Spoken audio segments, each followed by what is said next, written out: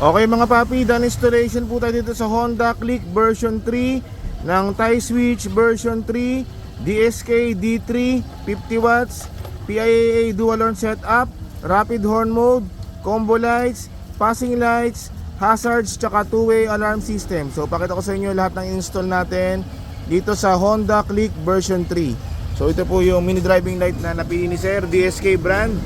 Ito po yung D3, 50 watts, bali ang ilaw po niyan, low beam, white, high beam, yellow. So sa kalsada, ganito po yung kanyang ilaw. Low beam, white, high beam, yellow. Low beam, high beam. Okay, so ito yung ginamit natin na switch, tie switch version 3. Bali kulay white po yung pinaka-ilaw niyan. Left switch, right switch. So ito po yung pinaka-switch ng mini driving light, low beam. Okay. Dulo, high beam. Okay, meron na po itong passing switch dito po.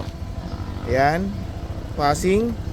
Bali pag nakapatay, pwede siya mag-passing. Low beam, passing.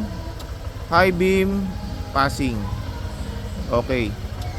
Bali sa horn po, ang in-install natin kay Sir, PIAA horn, dual horn. So ito po yung stock horn selector, yung on-off. Pag bumusina sa naka-off yan, stock.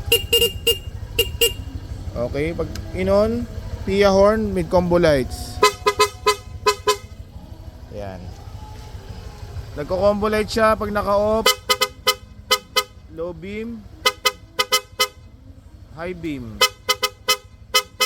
Okay. So balik sa stock horn. Para mag-activate yung rapid horn, ilolong press nyo lang po yung horn button. So sa stock horn, rapid. Okay. PIA horn, rapid. Okay, so magra-rapid and combo lights na po siya pag hinold nyo yung horn. So rapid, low beam, rapid, high beam, rapid. Okay. So ito naman po yung kanyang hazard switch. So ito pong switch na yan, hazard. Harap likod na po ito. Okay, harap likod.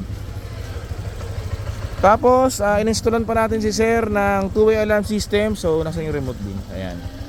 Ito. So dalawang remote siya. So active naman lahat dito. Hindi lang pinagana natin yung auto start kasi ayaw ni customer.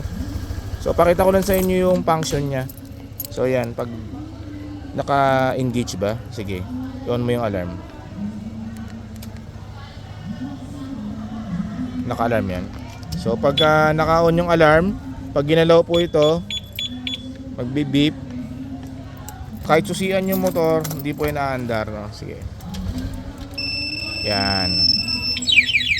So para ma-deactivate yung alarm, unlock nyo lang. Yan. So added security to, iwas nakaw. Yan. Two-way alarm system. Okay mga paps, so kung nagustuhan nyo po yung ganitong installation para sa Honda Click version 3, punta lang po sila dito sa Scooteristas online shop. Maraming salamat po.